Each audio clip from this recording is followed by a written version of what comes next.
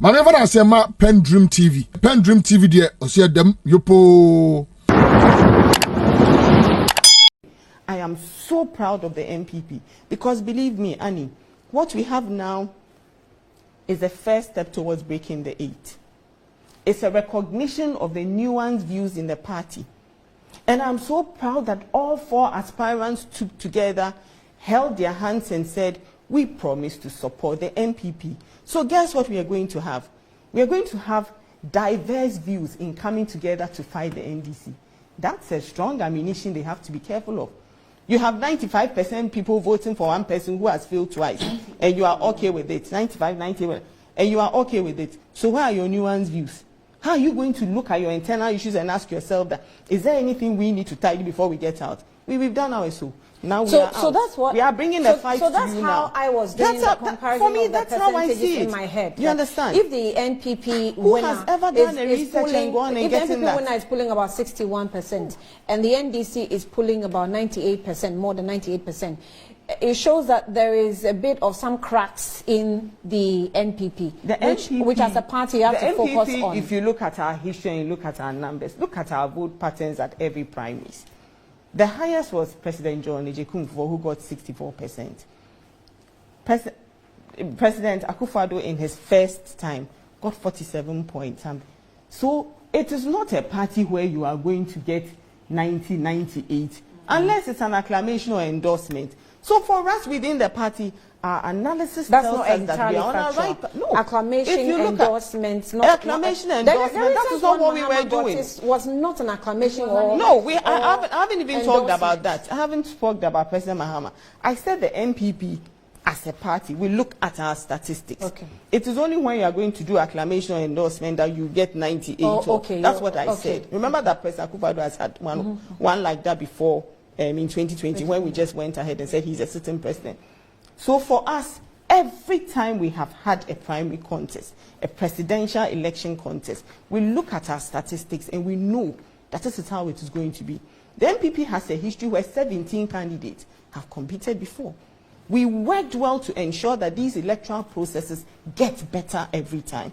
Went for electoral college in August, before we've had this final primaries. Look at the number of times we've put out our presidential guidelines, we've engaged the aspirants, you know, we've had all of this. You can never compare this to a school child going to on national TV and say that a school child getting 7. No, please. I think that should be erased. It is not even proper that we should even do that. Are you telling the over 200,000 delegates that what they voted for and what they did on Saturday is a school child's examination? It is not. It is totally not. 61% is a resounding statement. The same way 38% for Honorable Kennedy Ohineje is also a statement. Yeah. Now let me make a mark here. Nobody should ever say that Honorable Kennedy Ohineje, do you know how many years he's been member of parliament?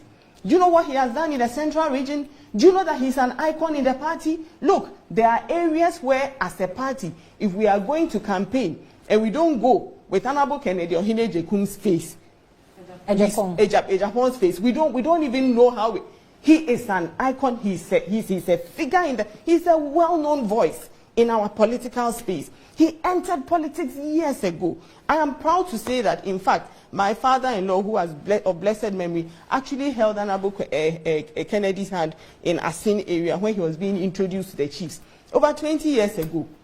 Maybe people haven't lived long enough to remember those times of politics. 1992, when you couldn't even voice which party you were belonging to and etc. People like him came out and voiced. Please, let us understand our times.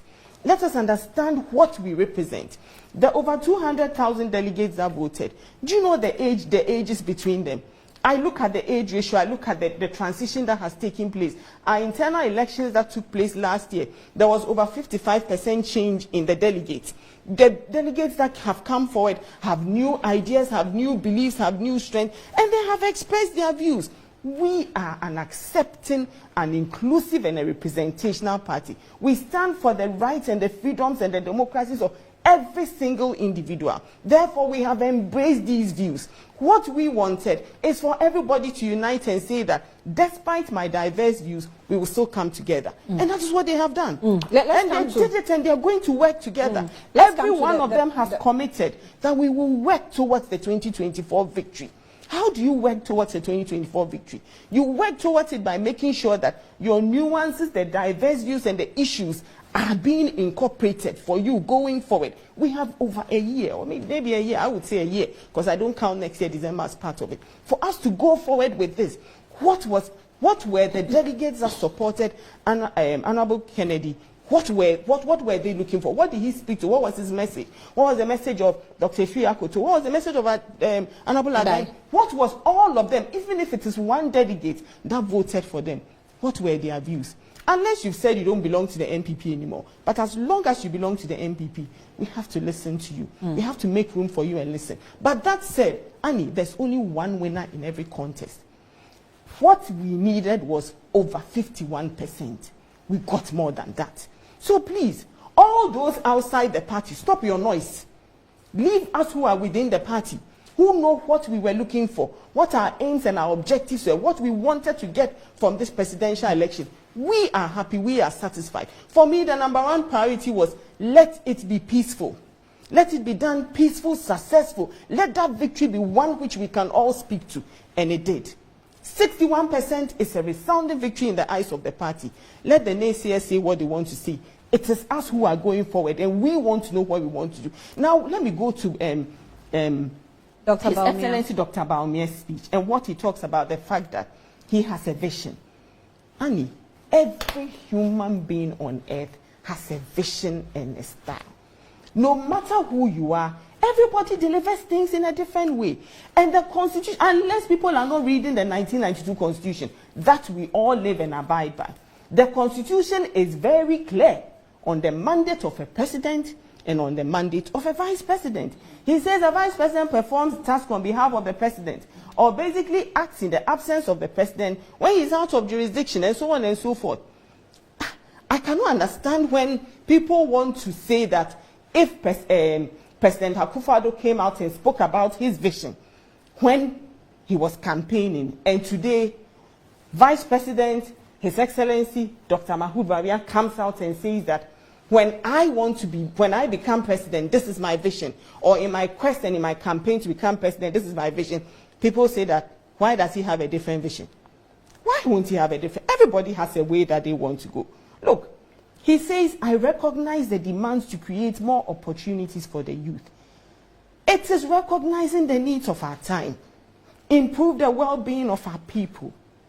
He's talking about unleashing and unearthing the talents of the youth. Information technology, robotics, entrepreneurship. That is where the world is going today. 8 years ago or 16 years ago, when President Akufo-Addo's first bid, he was talking about inclusive access to secondary education, healthcare, infrastructure. Dr. Bawumia sees all of these as ongoing, and he's adding to it. He didn't come out and say that I have changed. No, he says that I also have a vision. This is mine. I will add on. And even in his speech, he refers to what has been done and what he's going to build upon. So I don't see where all of this noise is coming from. Now listen, he actually mentions the challenges that are faced, especially the issues with the economy. Now the issues with the economy, and I think I've sat on this platform and I've spoken day in and day out, and I've begged the good people of Ghana that this is not a purely NPP administrative thing. Please, look at what happened to world economies. You see, sometimes we easily forget, but the kind of structures which we inherited, the kind of systems which are in place, you can't change them overnight. It takes a while. Eventually, you'll be able to change it. Honey, one of the biggest challenges facing us as a nation is the leakages that we have in our system. And for me, that's why I would always say that His Excellency Dr. Mahmoud Bawumia has done well. Digitization is a solution where we are all able to have a specific tax identification number. Then we can see how we have improved in our tax systems and our tax payments. We are talking about property systems so that we can pay property taxes. And we need to all understand that these moves are what we need. Entrepreneurship drive, you know, asking people that when are we going to move forward? Let's talk about mobile money, interoperability, and all of these things. And it all comes with technological advancement and drive. This has been a hard-working vice president. He hasn't even stuck to the constitutional mind. He's come out, because that mandate was there. He's come out. Everything that the president gave to him, His Excellency Nana Akufo-Addo gave to him, Dr. Bawumia has done it and even done more. So please, let us call a spade a spade. The economic issues are there. They are facing us. It is changing. What's it changing? She said it herself. Last year by now, you were talking about 17 cedis for $1. Today we are talking about what? 12. And it will get better. It will get better. Now we tend to forget what caused all of that. But the external forces had a contribution. Unfortunately, we are living in a country. Unfortunately for us, no. Let's talk about the fundamentals. We are unfortunately for us, we live in a country where we were spending over 65% of our revenue on incomes, that kind of expenditure. What did you have left for development? The borrowing, it is not that anybody wants to get up and go and borrow. So let me. Everybody just wants to get up automatically to go and borrow. Let me make this. No, Annie, let me just land because you allowed Margaret to land. No, I interacted with her. I'll do the same. You interacted with her, but you allowed her to land. But I don't know why you always intercept my thoughts. When it comes to Dr. Bawumia, I'm not sure that everybody does not appreciate what's going on the global stage. Everybody does, because we all watch international channels and we see what goes on the international stage. But Dr. Bawumia's statements prior to election 2016 is what is tying his neck to the questions that are being posed to him today. He did comparison of nations in Africa to Ghana in those days. He also talked about, I remember when Nanado also said, oh, in 100 days I will make Accra the cleanest city of Africa. Do you understand? Some of these comments you yourself you make, I mean, we will ask you to wait because they are comments you made to win election, to convince people that when you come into office, in the first 100 days, you can do this. And you in the first 170, I'm trying to lay a foundation. But why I have Dr. Bawumia has a responsibility of responding to some of the questions he directly spoke to. As far as the economy is concerned. And from 2017 to 2020, the things that Dr. Bawumia spoke to, we saw the results. The NPP grew the economy from 3.7 in 2016 to over 8% in 2017. It continued growing until COVID hit us in 2020. We've said it so many times and we stopped saying it because people feel that, oh, you are just blaming it on COVID. So what we have now said is, okay, we won't say it again. We'll fix it. There's still the year to go. We see the changes from last year. But when COVID hit us, we saw the performance. In 2020, even in 2021, I'm saying that we still saw the performance going up. We saw the performance of other countries. The same fundamentals Dr. Bawumia was talking about. The same thing that he was talking about. Now, in 2020, when the growth rate went down, in 2021, didn't we see it coming up again? And then in 2022, we were hit again. You see, unfortunately for us, we get hit by the very things that affect our economy the most. Fuel. High increase in crude prices. It always hits us hardest. Annie, there are it doesn't hit Ghana alone. It doesn't hit us alone. But so compare all the African countries at the lowest at the time in Africa. So at the time that it happens, when you compare across African countries, how many of us have gone to IMF, Annie? Yes, that's the reality of it. That's the reality of it. Look, I've sat here. We've talked, my colleague talked about the fact that Dr. Bawumia has taken us to IMF and I said, look at the externalities and how we arrived at IMF. We last year, I think it was in June, I sat here and we discussed the issues about why we have to face it. But those who IMF didn't go to becomes IMF, why didn't they go to IMF? They didn't go to IMF, so if they have a more resilient economy or they have structures that they have put in place. They have managed well. No, let's be careful. It's not everyone that... Look, I started on this same platform once, and you asked me a question about issues on Burkina Faso and, you know, all the issues, the crisis and etc. And I said, would we have preferred that we avoid IMF and we end up like one of them? Economic issues are very touchy. Unfortunately for us, by the time it hits, it actually destroys a lot of things. It actually hits across a lot of things. When we talk about depreciation, and let's just be honest about depreciation rate. Before COVID, the highest depreciation that we experienced under ex-President John Mahama, 31.3% in 2014. Today, as we are talking, we have continued. Depreciation against the dollar, the highest has been 12.9 in 2019, before 2020. After 2020 is where we saw the thing shooting up.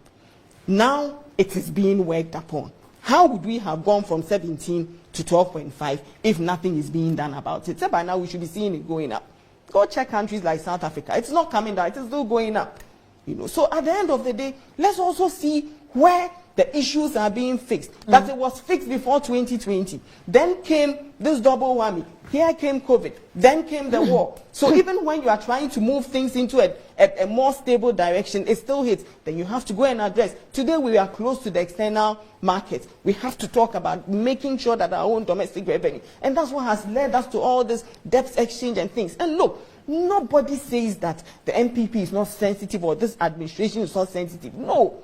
At every speech, at every issue, we call out to Ghanaians and say, we understand what is happening, but let us fix it. Let us recognize these issues that are still there, that still fight us. The leakages in our system, we ourselves as responsible Ghanaians, what are we doing to make sure that these leakages stop?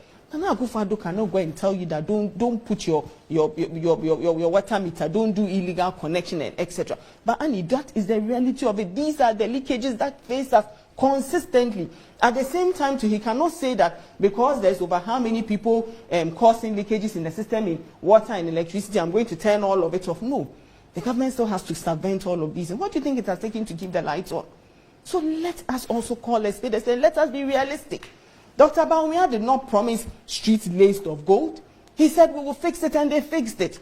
And he keeps saying that we'll continue fixing it. In his speech, he's recognized the needs. He's recognized the issues. He even assuaded to the challenges, economic challenges that have hit us. He says, I'm well aware of it, and we are going to fix it. We have time.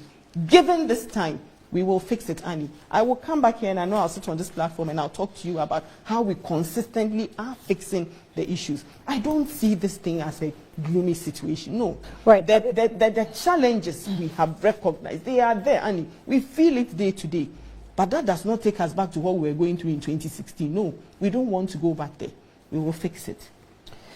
The IMF has told the country... Just 1 minute, is my time is up. Debt to GDP ratio, which is 56%. The IMF is asking the government to go there. So it is not them.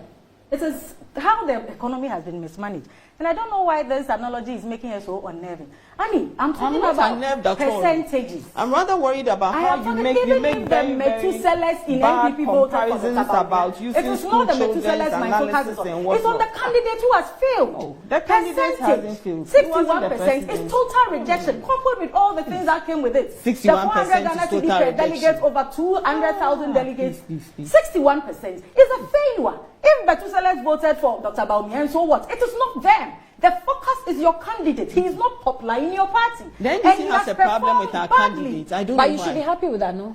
What is your problem with him? We are developing democracy. And my point is that even if he's gotten 90% or whatever, the fact is, NPP delegates that went to the polls, they are Ghanaians. They are suffering.